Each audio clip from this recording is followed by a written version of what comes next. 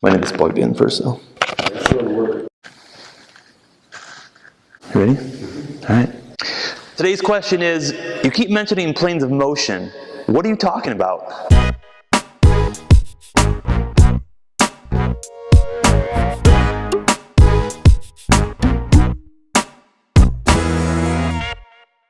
So in a fitness or exercise perspective, there's planes of motion, and there's basically 3 planes of motion that we're going to talk about. The first plane is called the sagittal plane, and basically that's a plane that's straight in front of you or straight up and down. So if you're going forward or going up, you're in the sagittal plane of motion.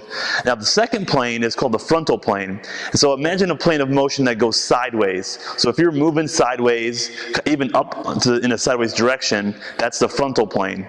And the third plane is called the transverse plane. So that involves rotation. So anytime you're spinning or rotating, you're moving in the transverse plane of motion. Now there's 2 ways you want to use those 3 planes of motion. Now you can move in a plane of motion. Sagittal plane is just like walking, or maybe even squatting or lunging. You're going forward, up and down. That's sagittal.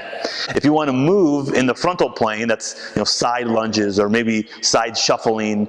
If you want to move in the transverse plane, that's some sort of rotation, any kind of spinning, that sort of motion. So that's movement in those planes. Now in a fitness sense, you can also resist forces or have forces applied in those planes of motion. The easiest example to talk about would be a plank. If you have a front plank and you're on the floor, hands down, that's the weight's kind of pushing your belly or your hips down to the floor, and you have to resist it. So you're resisting gravity in the sagittal plane of motion. Now if you're doing, say, a side plank, now you're turned to the side, gravity's pulling you down to the floor this way. So now you're resisting forces in the frontal plane.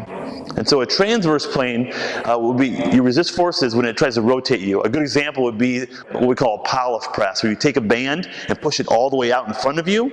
Now the band's way out in front is going to want to twist your arms to the side.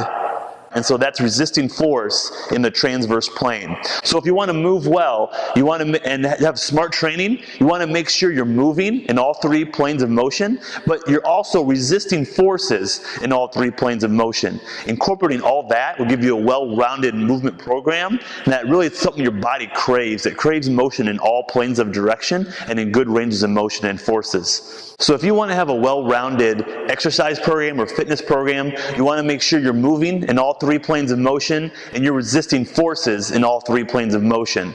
Now how to do that, we're going to break down each of those planes in a separate video in the future, so you can check those out. But until then, just start to experiment. Try to move and apply forces in different directions and just see where it takes you. Until then, move well, train smart, and we'll see you later.